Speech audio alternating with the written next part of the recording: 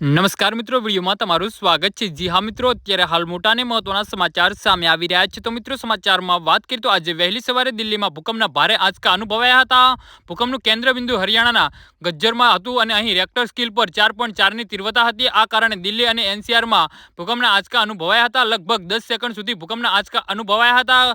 ભૂકંપના આંચકા અનુભવતા લોકો ઘરની બહાર દોડી આવ્યા હતા। જોકે કોઈ નુકસાનના સમાચાર નથી। જી હા મિત્રો, અત્યારે હાલ મોટા અને મહત્વના સમાચાર સામે આવી રહ્યા છે।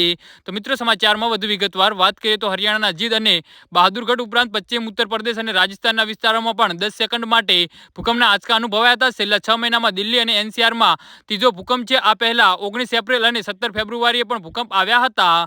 અધિકારીઓના જણાવ્યા મુજબ આ વિસ્તારમાં દર 2 થી 3 વર્ષ હળવા ભૂકંપના આંચકા અનુભવાયા છે।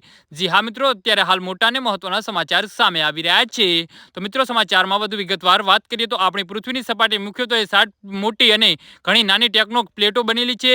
આ પ્લેટો સતત તરતી રહે છે અને આના કારણે એકબીજા સાથે અથડાય છે। ઘણી વખત અથડામણના કારણે પ્લેટનો ખૂણો વળી જાય છે અને જ્યારે વધુ પડતું દબાણ આવે છે ત્યારે આ પ્લેટો તૂટવા લાગે છે। આવી સ્થિતિમાં નીચેથી નીકળતી ઉર્જા બહાર આવવાનો રસ્તો શોધે છે। આ ડિસ્ટર્બન્સ પછી ભૂકંપ આવે છે।